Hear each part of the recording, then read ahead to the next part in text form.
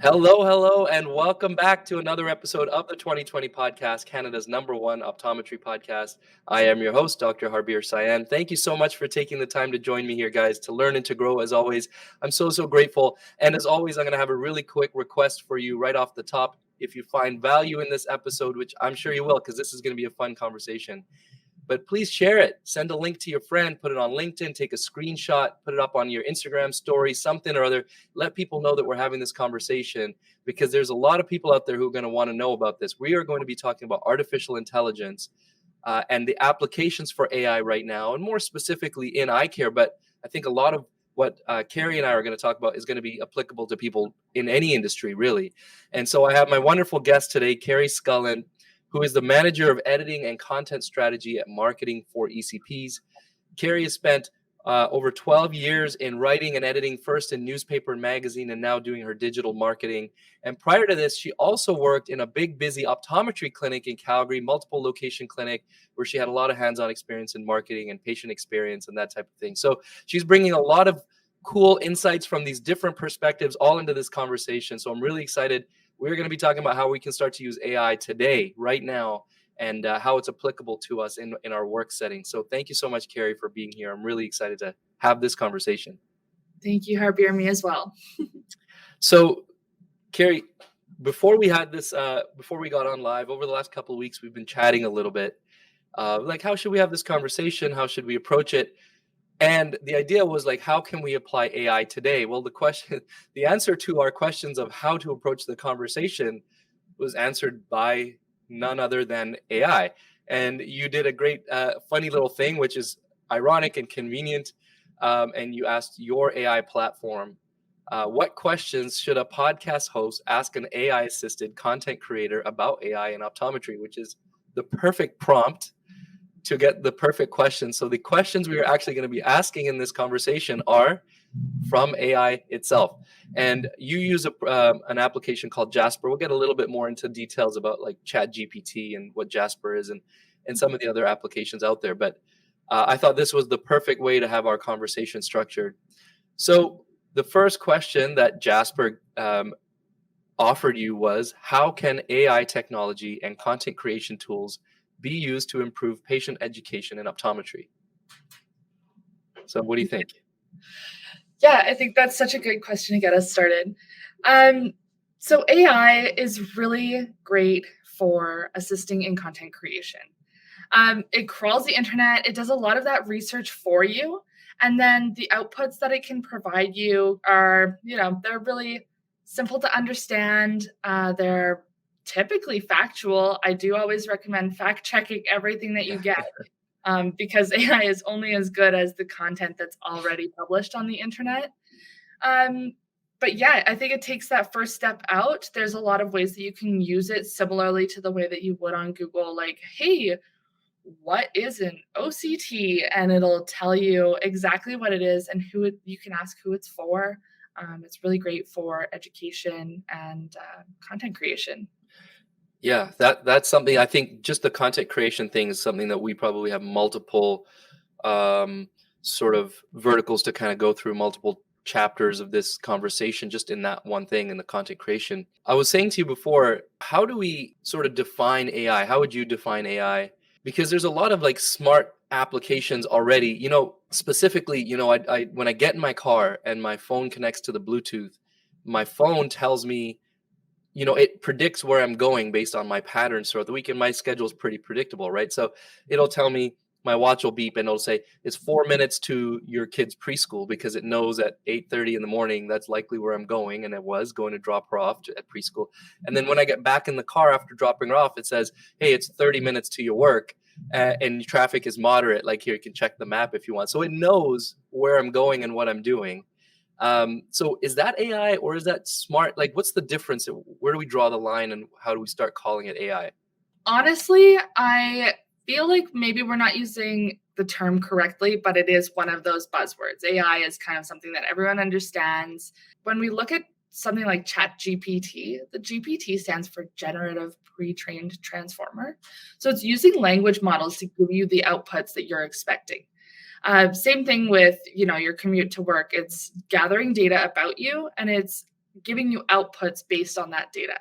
So I don't know if it's technically artificial intelligence or if it's just like a really good formula that understands what you need in that moment. Mm-hmm. But yeah, a lot of the content that we're using is, it's only as good as the inputs that you give it Yeah. because it's using content that already exists. Right. And the same too with, your car telling you how far it is to go. We have things like Alexa and Google Home, like people have them in their kitchen. Hey, what's a good recipe for this? And it'll tell you based on pre-existing content that's already on the internet. Right. So I was feeling like this is just almost like an extension of Google, almost like just a fancy Google, right? Because the information is there. It's not making technically stuff up out of thin air. It's taking information that's there and just presenting it to us in a more digestible way, or in a format that is specific to what we're requesting. Is that correct? So GPT, this generative stuff, is not really AI in like the way that we imagine AI as, like, in like iRobot, where there's like one big brain that controls a bunch of the robots and can overtake us. No, I don't think it's there yet. Maybe Yeah. one day. I think it's pretty cool that we can ask it questions and it can search for answers for us, Yeah. logical things that we're looking for. It certainly can save us a lot of time. So I've been kind of goofing around with some different applications. And I want to talk about the content creation thing for sure. So let's talk about what are you using it for right now most of the time? Or are you using it daily? A lot of your stuff is through this kind of stuff, or is it just some? Like, how much are you using it? We're using it really often. I think it's important to differentiate that we are calling it AI assisted content creation. Hmm. We'll have all of our writers are going through it, tweaking the content, making sure that it's hitting all of those regulations. It sounds human. It's we're making changes to ensure that we're getting brand voice for all of our clients and that kind of stuff. It's pretty interesting in the ways that we're using it. And we're always kind of finding new little ways to use it. It's cool because it's allowing us more time to work on the branding and the messaging, Right. because we're not sitting there thinking, oh my gosh, how would I craft this message? We can type it in, it gives us an output. And then from there, we can work on, okay, how do we make this exactly perfect for this client? So we are using it to help us generate some social media captions because we generate a lot of those in a very short amount of time. We use it to get us started on blogs. It gives us like a good framework to work from every time. We are never just publishing AI Yeah, I generated. think that's important to put out there. I know you don't want your clients to be like, well, these guys are just sitting around punching stuff into AI and then eating a sandwich. Yeah, no, there's a lot of work that goes Yeah. into it. I would highly, highly recommend having a second set of eyes on it at all times. Yeah. I know I understand other eye care professionals are thinking along the same lines as me. Is like, we're thinking big splash type of stuff. Like, how is this going to change the entire way I practice? And right now, there isn't anything that's going to really change the way you practice. I've been talking to a few ODs and a few other people who are kind of in the tech space. There is technology, sure, maybe on the cusp. And there's probably technology that we are utilizing, but it's not totally changing the way we're practicing. But the amount of content we need to start putting out there, and we'll continue to need to put out there, uh, whether it's emails, blogs, social media, the fact that we have these little engines that can kind of create a lot of that content for us can save us a lot of time. It can help us get from, for people who are maybe doing a little bit of content creation and are limited or not doing as much because they don't feel like they have the time, or perhaps they don't feel like they're creative enough. It definitely can get you over that hump pretty quickly. If I can give you a quick example of what one thing I was testing out was creating email templates for patients. So I went to ChatGPT and I typed in, okay, create an email template from an optometrist to a patient explaining the benefits of omega-3. Nice. And it gave me, an email, and it worded it fairly well because it was towards a patient. And then I said, you just keep prompting it, like clarify this sentence, or change or expand on this sentence, or specify EPA and DHA content. and it'll give like based on information on the internet, and it actually crafted a pretty good email that I'm likely going to use after making some small edits. Mhm. And that took me, and that was like the very first thing I did on ChatGPT. So it took me a little bit longer because I was just sort of trying to figure it out. Mhm. But really, that could have been done within 5 minutes or less.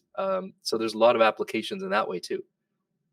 Totally. And it sounds like you did maybe a little bit of research on the prompts that you need to give it, because those were Uh, all really keywords that we use. Oh yeah, well, I mean, that's just I guess you could say I did research. I've just been sort of watching other people and listening to what other people are doing. There's lots of stuff out on social media about the how to use it. So I wasn't digging too deep. That didn't take me a lot of time.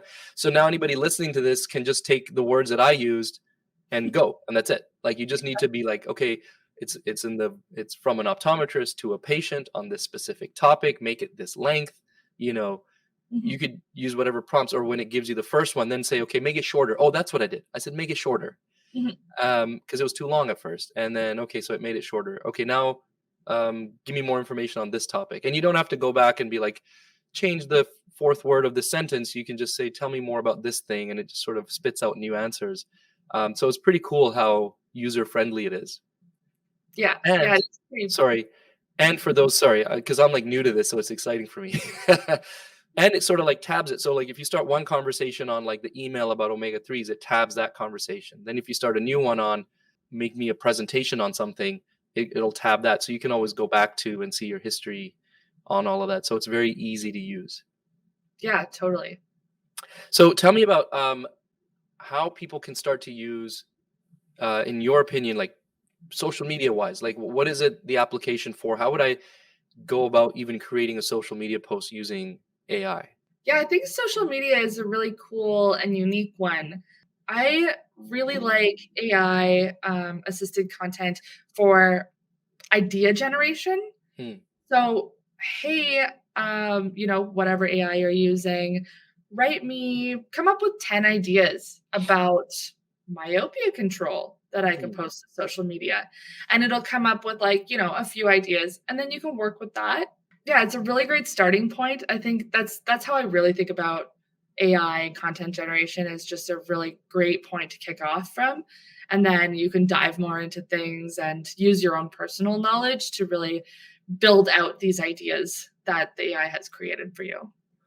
And how about on the caption side of things? Like, because I know that's where a lot of people get stuck to. Is like, I got a picture now. What do I say about this picture? Like, How can we use AI in that sense?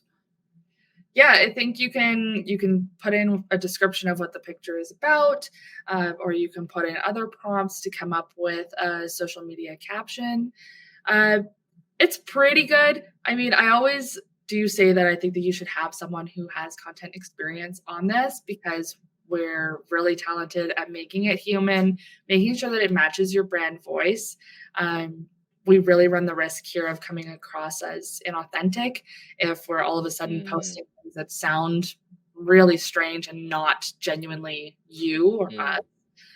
mm, So there are some things that the AI outputs that maybe don't live up to the regulations in your province or right. state. So that's something that you really, really need to be cautious about. Gotcha. Gotcha. Very important. Got it. How about on the blog side of things? So you were mentioning you guys do use it as far as kind of creating sort of the meat of it, and then you sort of edit it from there. Is that how it goes? Yeah, we've been using it to get that outline out there.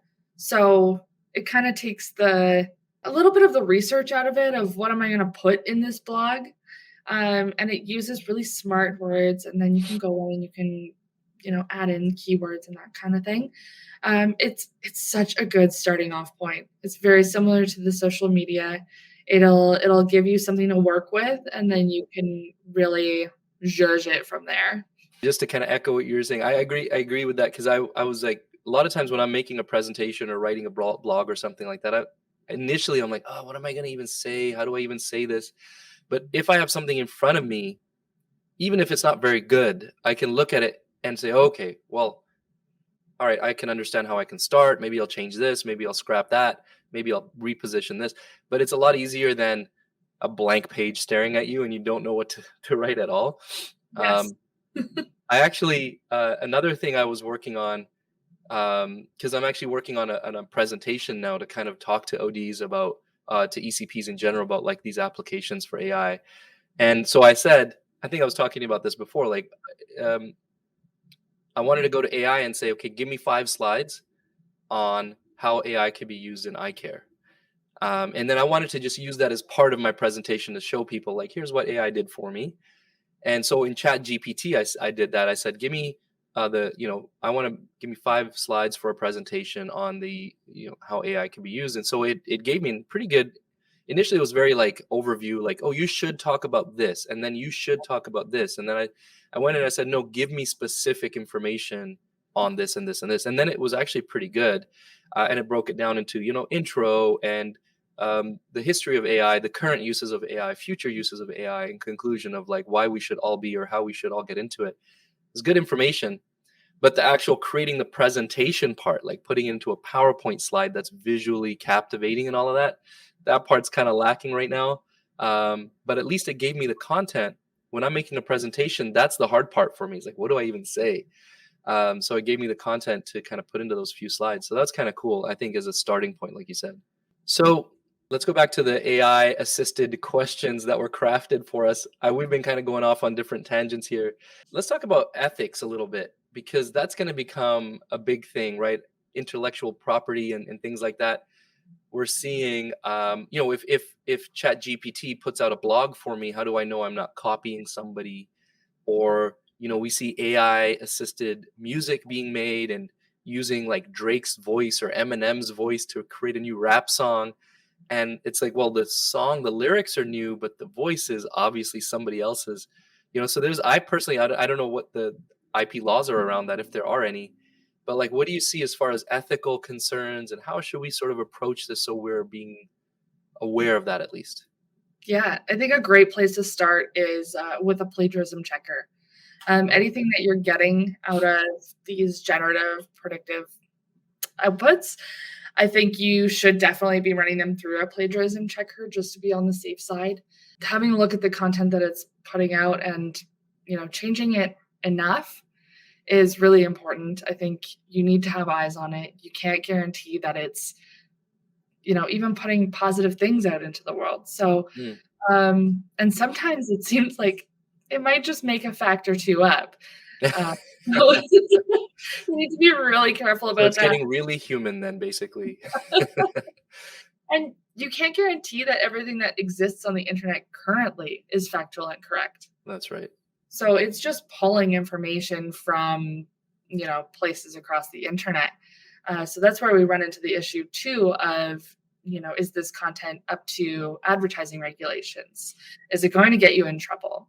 You need to be having a good look at it before you go and post it anywhere on your website or Right. social media or anything like that. So plagiarism checker is a great place to start. And then when we start talking about the voice AI, that stuff, first off, kind of creepy. It's not my thing. But I was at a conference here recently and they created a video that used the gentleman's face and his voice. They recorded a minute of his voice and then sent it through an AI voice creator and put it on with this AI video of himself. It was weird. It was a little uncanny valley-esque. Mm. Um, that's to say the least. But that runs us into ethical concerns there. If you don't have consent from someone to use their voice, Mm. I think that could get you into some really hot water. Mm. It also really runs the risk of coming across as inauthentic Mm. and kind of creepy. So I would play cautiously with stuff like that. Yeah. There's certainly a creepy element to it, just because it's like almost real, but you can tell it's not real. And so that makes you feel a little uncomfortable about it. Yeah. And actually, on that note, funny enough, I forgot to mention this to you, but since you brought that up, it's part of my kind of goofing around with these different tools online. I created a little AI. I took a picture of, I had a photo of myself from when I was 4 or 5 years old, Yeah. and I put that into the AI thing, and I made it say, it was like I don't know, 15 seconds of me saying the importance of a comprehensive eye exam. but Yeah, it's I like did. this little child that doesn't know those words, but it's coming out in a child's voice. So it's super cute, but at the same time, if I may say so myself, it was super cute. A picture of myself as a child.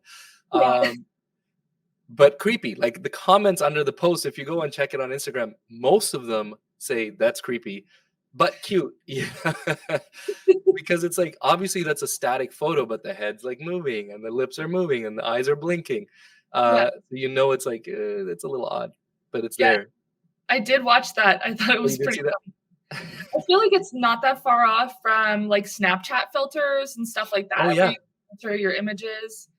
Well, Um, the funny thing was like the day before I posted that, my cousin sent me a video of my niece who's like 8 months old. So, and it was like some rap song and her mouth was moving to the lyrics.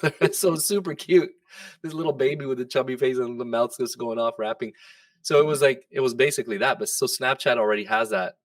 You can just create filters of yourself, but it's going to be specifically to the songs or whatever that are on the app.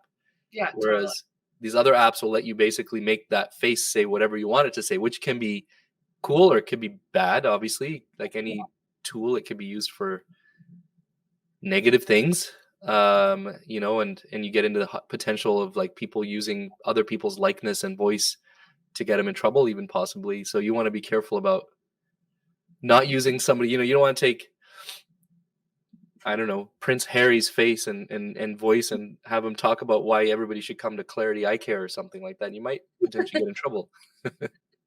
Yeah, you do run the risk there. I'm sure there will be some legal suits in the future. Yeah, Of course, there will be. yeah. But I do maybe just want to circle back to the fun aspect a little bit, because it did spark my memory about like trying on glasses online. Hmm.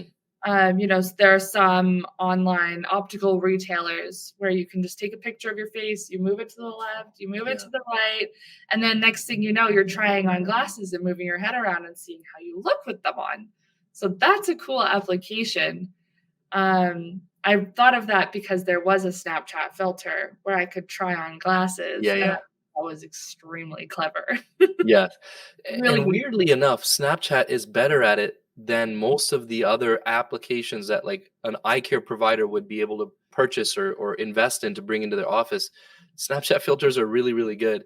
But I guess we're talking about a multi-billion-dollar corporation investing in their own tech versus somebody else. But True. that sort of augmented reality type of stuff, I think that's going to become important for us in eye care. So for those of us out there who are interested in like how's AI going to change the way I practice, kind of as I was mentioning earlier, I'm going to be having more of those conversations coming up, lining up some guests to talk about what tech is kind of in the works that actually might change the way we practice. Because like augmented reality type stuff and um, maybe VR type stuff is going to be applicable in optometry, whether it's talking about refractions or some other kind of ocular evaluations or trying on glasses.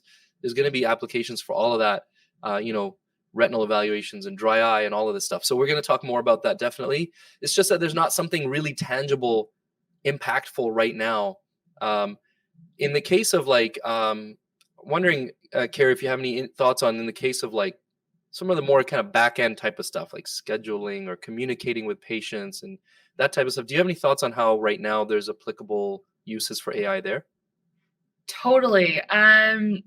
I get really excited about this because I think this is a cool part of the patient care customer experience.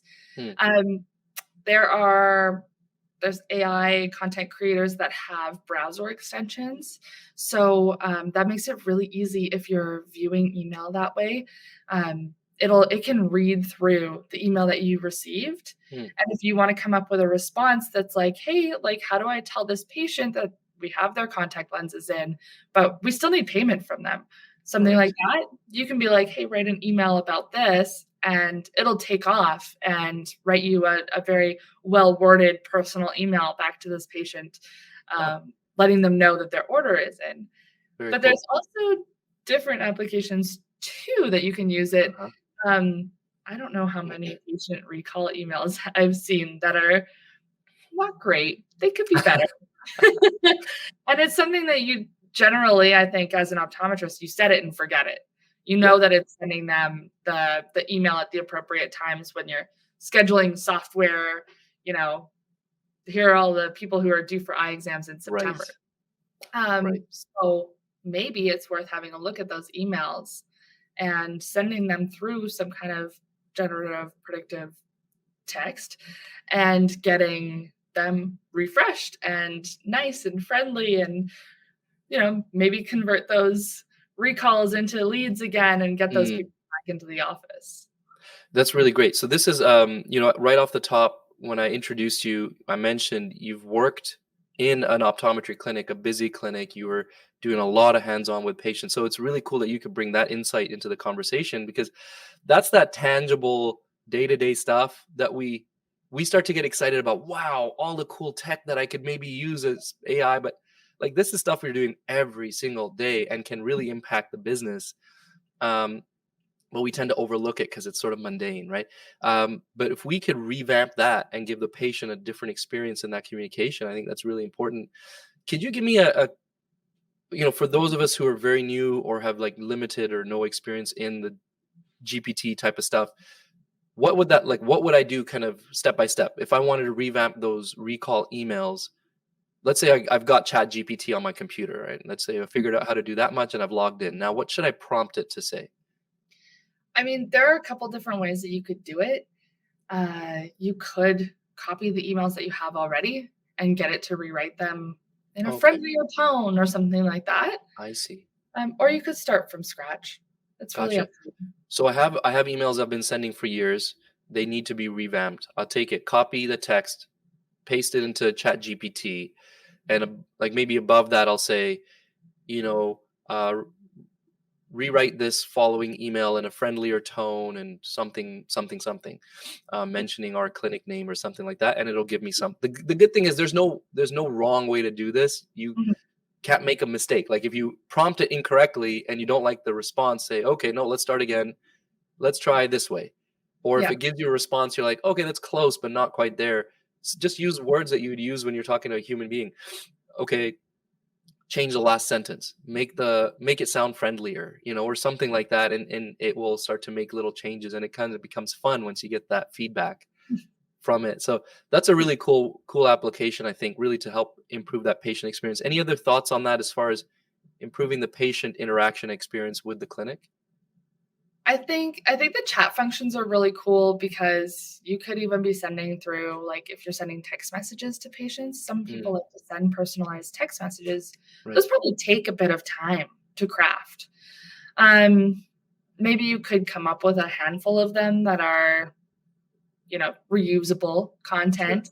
You know that it's, someone has their exam coming up in 2 days and you just want to confirm, or you want to let them know that their order's in or something like that. You can reuse that content, but just send it through the chat and see what it comes up with. And Right. I think it's cool because it takes that initial, like, oh my gosh, what do I say to this patient, Yeah. out of the equation, Yeah. because you can just get the chat to send you something, you check it over, make sure it's correct, make sure it's friendly, it's what you want it to be, and you can send it off as long as it's factual and doesn't Right. say things we're not allowed to say. Right. But again, it's like it just helps you kind of get it off the ground. Like, okay, craft me a text message to remind a patient that they're scheduled for an appointment tomorrow, or craft a text message. Be Mhm. specific about what type of message you want it to be, so it'll know that their patient's contact lenses are ready to pick up, or whatever. Like things like that, and then all of a sudden you got 5 text messages, like you said, that can be reused, and maybe just personalized with the person's name or something. So Exactly. that's really cool. What else, Keri, what do you think as far as the future of all of this? Like, where do you think we're going? How do you think AI is going to start to impact eye care, with the different things that you see on the horizon? Yeah, I think there's a lot going on in the AI world right now. I'm gonna use air quotes for it. Yeah. Air quotes AI for those who are listening. So, I think, yeah, the future is bright. The future is AI. I think that we should be getting into it right now if we're not already. There's so many ways that it's going to be able to help us and really streamline some of the day-to-day things that take us a lot of time. Mhm. Um, One day I could see using AI or computer program software to read through a patient's images, like their optomaps or OCTs, make Mhm, recommendations based on the little blips and findings that you get in those images. mhm, It could be reading through patient files and making recommendations based on their health, their family history, stuff like that. mm. I think it could really help an optometrist come to those diagnoses and just double check them and really provide in-depth care for their patients. So, Yeah, that sort of, I don't know if data mining is not the right word phrase, but like going through that kind of data that's like for us, we'd have to flip this page, flip that page. Okay, now I got to go back to last year's chart. Let me see. But like kind of just being able to just go through the data and come back and say, okay, here's the changes, or here's the trajectory, or whatever, that kind of stuff, creating sort of these predictive models. That sounds exciting too. And certainly could help us be better clinicians. I think that's really cool to see, on top of the other ways it's already possibly going to help. yeah, I will say, I think there's going to be some really cool applications in the medical field because doctors use a lot of the same acronyms, especially in Yeah, optometry. yeah, You're using BID to tell right. people how often to take their medication. So any kind of software like that should be able to read those acronyms and just understand exactly what you wrote, Right. what they were doing a year ago. So you're totally right in terms of looking back on patient files and their treatment plans and stuff like that. Yeah, that's very cool. I want to tell a quick story about a friend of mine who's a lawyer, and he kind of echoing all the stuff you've already said, and he's just a bit more advanced in like using certain, because with open AI, you mentioned it's open source, right? Open source code or software, so pretty much anyone can take that and change it up into using it specifically in the area that they need. And so for him, he's got something that'll, um, if he gets an email from, because he's busy, he gets tons of emails as a lawyer, like email from somebody, another lawyer perhaps, asking for information on a client or on a case, it he could just sort of prompt it. It'll go into his database based on this like secured server he's got, whatever, and pull out the information based on that question that the person had asked, versus him sending his assistant or him going in there personally. And it'll basically bring up the information. Then he'll say, okay, write me an email response, add this as a file, or add this as a blurb in the email. Like, it's pretty cool, like how much time for somebody like that who's got lots of words to read through constantly. I imagine it could save them a ton of time. We are not reading through as many words and documents, but still, going through other forms of documents, like you said, imaging or dry eye information. It's exciting to see how it might be able to pull that information and get us to those diagnoses or treatment plans a lot faster. Absolutely. I'd be curious to hear what software your friend is using because that sounds exactly like it could be used in a medical Yeah. sphere. Well, once he told me that, I started emailing, and I'm starting waiting to get answers back. But I'm starting to email people around Eyecare in the EMR, EHR type of space. Like, all right, what do you guys got cooking right now? Because I'm interested to see how this could be applicable. This might help me make a decision on the next electronic health record system that I implement in my office. Right? If it's going to help me access information more quickly, that's always easy. Because otherwise, trying to go through 10 years of files just to find an answer to a question is kind of a pain. So I think Yeah, it could be helpful. absolutely. I'll ask him and I'll get back to you. Okay. Awesome. Carrie, any other final words of wisdom or information, exciting things you want to share about AI before we wrap up?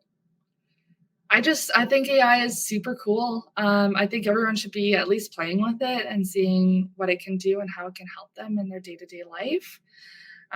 We use it in some cool ways already when we ask Alexa or Google our questions. Yeah, the only thing that I really want to stress is that it really needs a close eye on it. Uh, Never blindly post anything that AI gives you. Hmm. Definitely have a look at it. Make sure it meets those advertising regulations. There's a lot of them for optometry. Make sure that it's friendly, and in the end, you may need to tweak it to make it sound authentically you. Hmm. But it's such a good foundation to build off of. Yeah, that's great. And I think get excited about it, get involved in it. I think is kind of the key thing as well, right? If we sit back and we kind of say, "Oh, I don't know about this AI thing," then we're gonna have to start playing catch up. Right now is the time we start getting involved, and we're not necessarily ahead of the curve, but we are rolling with the technology as it is. And when something changes, we're able to kind of adapt to that more quickly, rather than trying to climb up some mountain of like all sorts of new developments that we didn't keep up with. So get in there. As my friend Sean Kanungo says, get your hands dirty, get dirty, just get in the mud and play with it. And I think you'll be kind of pleasantly surprised at how helpful it can be. Yeah, that's exactly the right attitude. Awesome. Thank you so much, Keri. I appreciate your insight. I'm really excited. I'm going to take a lot of what you said today and start to kind of fool around with that a little bit more over the next little while. And I hope everybody else who's listening and watching does that too. Amazing. Thank you so much. Thanks, everybody, for listening, watching to the 2020 podcast, Canada's #1 optometry podcast. Make sure you share this. Again, take a screenshot or send a link to somebody. Let them know if you think that there's people out there, friends of yours, that you should be getting a little more involved in AI. Let them know that Keri and I had this conversation so we can all get up to speed and have fun with this technology. And I will be back with another episode very soon. See you then.